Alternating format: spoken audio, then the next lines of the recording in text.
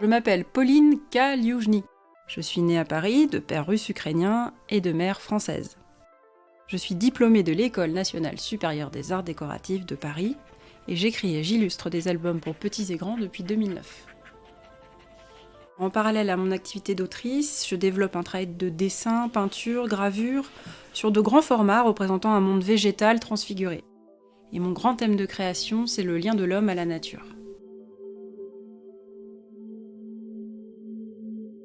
Les racines de ce projet, c'est vraiment le sentiment d'impuissance et de colère face à l'écocide planétaire en cours, et en particulier dans les écosystèmes marins. Cela fait longtemps que je suis les activités de l'association Bloom, et nous avons beaucoup échangé autour de ce projet. Je m'appelle Valérie Lebrun, je fais partie de l'association Bloom, où je travaille en tant que chercheuse.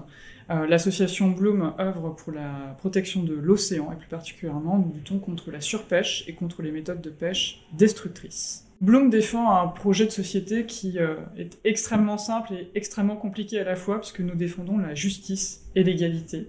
Une justice environnementale qui préserve à la fois les ressources et les individus qui en dépendent. Il a fallu faire des choix sur ce que nous allions aborder comme sujet. Nous sommes concentrés plus sur les scènes à thon et sur la pêche électrique, même s'il y a bien d'autres choses à dire sur les techniques ravageuses de la pêche industrielle.